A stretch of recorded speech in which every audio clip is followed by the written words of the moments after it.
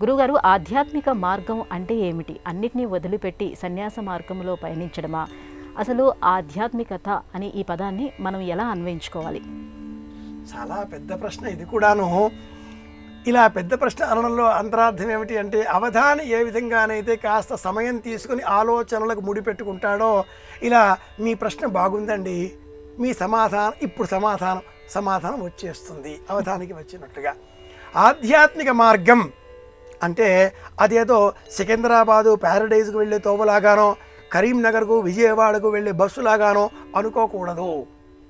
మనస్సులో వేసేటటువంటి అడుగులు ఆలోచనాత్మకంగా ఉంటాయి. బాహ్యంగా వేసేటటువంటి అడుగులు వీధులలో కనిపిస్తూ ఉంటాయి. ఆధ్యాత్మిక జ్ఞానం లోన లోన లోన నడిచేటటువంటి ఆలోచనల అడుగులు. ఆలోచనలు లేకపోతే ఆధ్యాత్మికతకు ఆధారం లేదు. ఇలా ఎందుకుంది అనే ఆలోచన ఆధ్యాత్మికతకు మూలం. దైవం విగ్రహంలోనా లేక దైవం మనలోనా అంతటా కూడానా అనే ఆలోచన ఇలా మనం మొదలుపెట్టినప్పుడు ఆధ్యాత్మికతకు ఇది మొదటి మెట్టు. ఆధ్యాత్మికత మనిషిని విడిచి పక్కగా లేదు.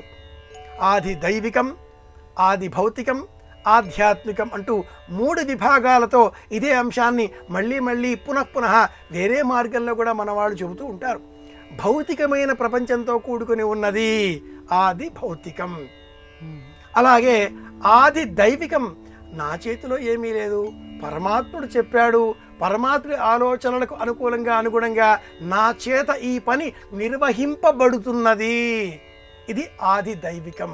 అలా కాదు, నేను ఆలోచన చేస్తున్నాను, నేను లేను, ఈ దేహం నాది కాదు, ఈ దేహంలో ఇప్పుడు నేను ఉన్నందువలన ఈ దేహానికి సంబంధించిన మంచి చెడులకు నేను బాధ్యత వహించవలసి ఉన్నది, నేను విశ్వాంతరాళాలలో ఒకానొక శక్తిలో అంతర్భాగాన్ని అనే జ్ఞానం పెంచుకునే నిమిత్తమై అసలు ఇదంతా ఏమిటి, కుత ఆజాత కుత ఇయం సృష్టి, ఇలాంటి ప్రశ్నలు వేసుకుంటూ మౌనంగా లోన లోన లోన ఆలోచనలు పెంచుకునేటటువంటి జ్ఞానమే ఆధ్యాత్మికం.